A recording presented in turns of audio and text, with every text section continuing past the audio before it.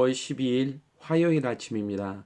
오늘도 하나님이 주시는 말씀 가운데 은혜로 하루를 살아가실 수 있는 복된 하루가 되기를 원합니다.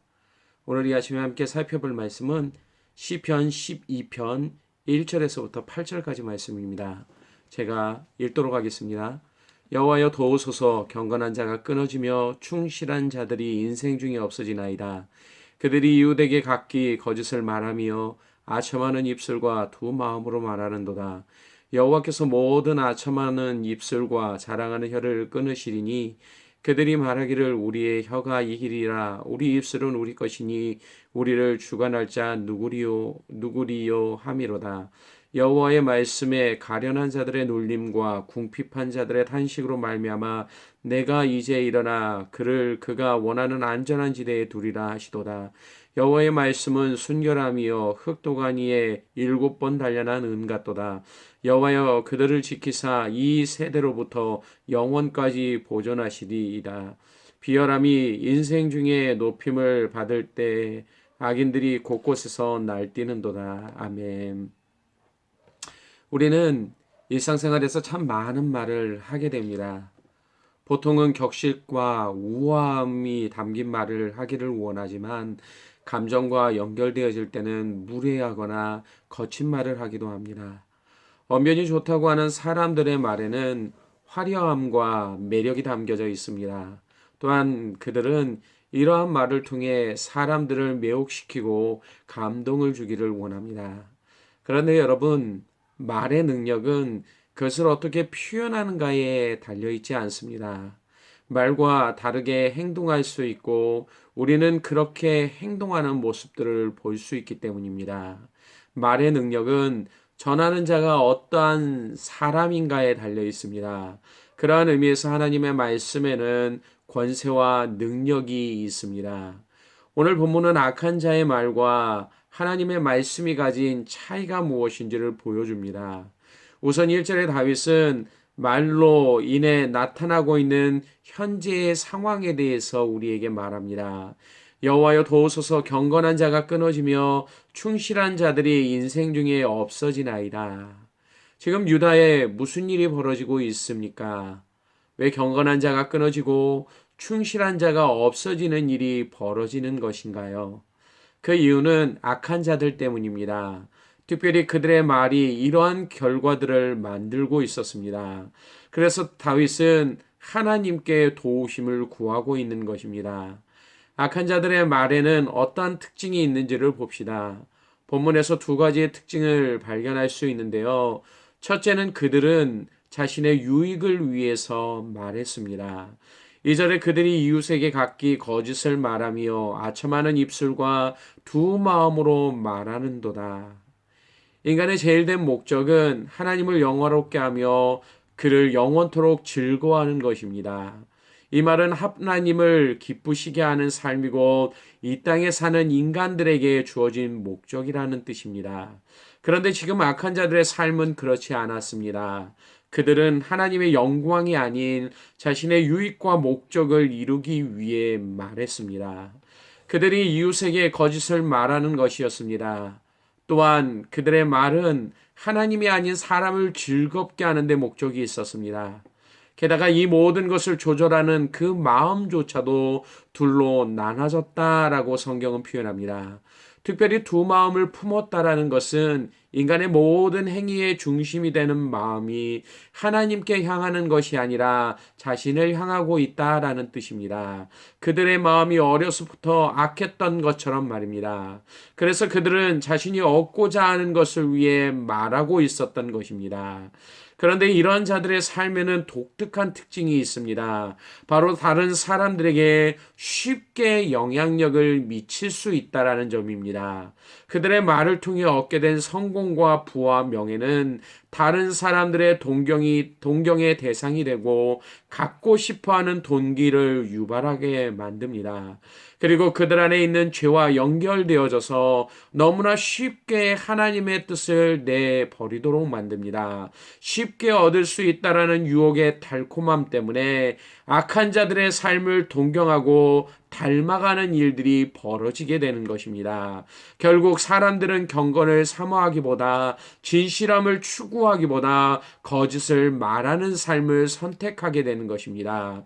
결과적으로 경건한 자와 충실한 자의 수가 줄어들고 있는 이 유다의 상황이 이러한 모습을 통해 나타나고 있었던 것입니다.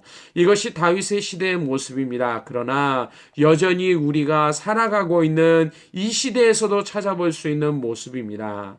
사람들은 하나님을 경외하지 않기에 말에 무게를 두지 않습니다. 오히려 자신의 목적을 위해 쉽게 가볍고 값싼 말을 하기 원한 것이 이 땅에 있는 사람들의 모습이기도 합니다. 두 번째, 그들의 말은 하나님이 아닌 자신을 높이고 있습니다. 지금 악인들이 하고 있는 말을 들어보십시오. 4절에 우리의 혀가 이기리라, 우리의 입술은 우리의 것이니 우리를 주관할 자 누구리오? 라고 그들은 말합니다. 그들은 자신의 혀가 이긴다라고 말하고 있습니다. 무엇을 이기는 것입니까? 이것은 먼저 사람을 대상으로 하고 있습니다. 그 누구도 자신의 혀를 이길 수 없다라는 뜻입니다. 게다가 그들은 하나님을 향해서도 말하고 있는 것입니다. 하나님조차도 자신의 혀를 제어할 수 없다라고 말입니다. 얼마나 교만한 태도입니까? 그래서 그들은 자신의 말로 인한 행동을 부끄러워하지 않고 있는 것입니다. 양심의 화인을 맞은 그들은 자신이 행하는 일들에 대한 책임을 느끼지 못하고 있었던 것입니다. 오히려 그들은 이러한 책임과 부끄러움보다는 더욱더 자신의 행동을 자랑하고 높이기 원했던 것입니다. 거짓과 아첨 두 마음을 품은 것, 이 모두가 하나님 앞에서 죄악된 것인데도 불구하고 그들은 두려워하기보다는 오히려 하나님을 모독하고 있었던 것입니다. 이것이 지금 악한 자들이 자신의 말을 통해 행하고 있었던 두 가지의 특징적인 모습이었습니다. 그렇다고 한다면 오늘 본문에서 보여주는 하나님의 모습은 어떠합니까? 우선 다윗은 3절에 하나님을 이렇게 이야기하고 있습니다. 여호와께서 모든 아첨하는 입술과 자랑하는 열을 끊으시리니 라고 말입니다. 그렇습니다. 지금까지 악한 자들은 자신의 입을 자랑스럽게 여겼습니다. 게다가 자신에게 아무런 일도 일어나지 않음을 보고 더욱더 자신만만해했습니다. 그러나 하나님은 악인의 교만함을 끊으시는 분이십니다. 그들이 자랑했던 입술을 부끄럽게 하셔서 자신의 손으로 그들의 입을 가리도록 만드는 그러한 분이심을 나타내고 있습니다. 뿐만 아니라 악을 사랑하고 그것을 행하기를 원하는 세상에서 자신의 백성들을 향해 말씀하고 있습니다. 오전에 여호와의 말씀에 가련한 자들의 눌림과 궁핍한 자들의 탄식으로 말미암아 내가 이제 일어나 그가 원하는 안전한 지대에 두리라 하시도다 라고 말입니다. 지금까지 악인이 득세하고 있을 때 침묵하는 것처럼 보였지만 하나님은 여전히 일하고 계셨음을 보여줍니다. 그분은 가련한 자와 궁핍한 자의 탄식을 듣고 있었음을 말씀합니다. 그리고 자신의 때에 일어나 그들을 구원하시고 안전한 지대로 옮기시겠다라고 그들을 향하여 말씀하고 있는 것입니다. 안전한 지대라고 하는 이곳은 하나님의 돌보심과 풍성케 하심이 있는 곳을 의미합니다. 마치 푸른 초장과 쉴만한 물가로 인도하시는 목자처럼 오늘도 자신의 백성들을 인도하시는 분이심을 연상케 하는 그러한 표현인 것입니다. 다윗은 이 사실을 고백하면서 하나님의 말씀을 이렇게 이야기합니다. 6절의 여호와의 말씀은 순결하며 흑도가니에 7번 단련한 은 같도다 라고 말입니다. 흑도가니는 은을 달구는 도구입니다. 뜨겁게 달구어서 은 안에 있는 모든 불순물들을 태워버립니다. 이후에 도가니에서 나온 은은 불순물이 하나도 없게 되어집니다. 다윗은 지금 하나님의 말씀의 순결함이 이렇다라고 표현하고 있습니다. 게다가 한 번도 아닌 7번씩이나 흑도가니에 단련된 은과 같다라고 말합니다. 7이라고 하는 숫자는 완전함을 뜻합니다. 이것은 하나님의 말씀의 순결함이 얼마나 완전한 것인지를 나타냅니다. 그래서 그 안에는 거짓이 없습니다. 하나님은 진실하시고 공의로우시기에 자신의 말을 반드시 지키시고 이루시는 분이심을 가르쳐 줍니다. 이러한 하나님께서 안전한 지대로 옮긴 자신의 백성들을 위해 또 어떠한 일을 하시는지를 보십시오. 7절에 여호와여 그들을 지키사 이 세대로부터 영원까지 보존하시리이다. 다윗은 표현합니다. 이 표현처럼 하나님은 오늘도 자신의 백성들을 지키시는데 영원까지 보존하시며 지키시는 분이심을 말씀하고 있습니다. 그것도 자신의 입술을 통해 나오는 말씀을 통해 이 사실을 보증하고 있음을 오늘 우리가 읽는 말씀을 통해 나타내 주고 있는 것입니다. 그렇다면 오늘 말씀이 성도들에게 주는 교훈은 무엇일까요? 다윗은 8절에 이 시대가 가진 모습에 대해 말합니다. 비열함이 인생 중에 높임을 받을 때 악인들이 곳곳에서 날뛴다라고 말입니다. 이것이 하나님의 통치를 의지하지 않는 시대의 모습입니다. 비열함이 가득한 시대, 그리고 그 안에서 더욱 악한 자들이 기승을 부리게 됩니다. 이것은 지금 우리가 살고 있는 세상의 모습이기도 합니다. 그리고 성도인 우리가 여전히 그 가운데 살아가고 있습니다. 특별히 성도는 예수님을 닮기를 원하는 자들입니다. 삶의 모든 곳에서 하나님의 통치와 다스리심이 나타나기를 바라는 자들입니다. 우리가 그런 자라면 하루에도 많은 말을 하는 가운데 하나님이 우리에게 요구하시는 것이 무엇인지를 생각해 볼 수 있어야만 합니다. 성도로서 우리의 언어 습관이 어떠한지를 다시 한번 말씀을 통해 상고할 필요가 있다라는 사실입니다.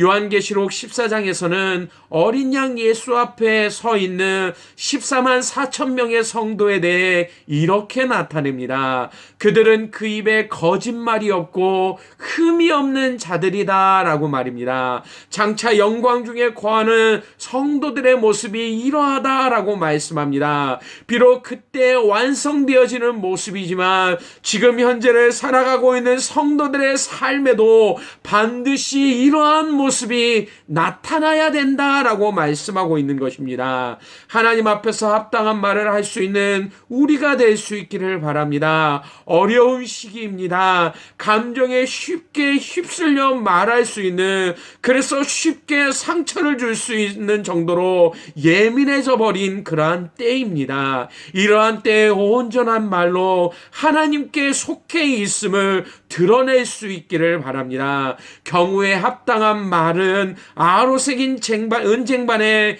금사가인 것처럼 필요한 말만 하시고 그 안에서 하나님을 드러낼 수 있는 그러한 복을 누릴 수 있는 저와 여러분이 되시기를 주님의 이름으로 간절히 축원합니다. 기도하겠습니다.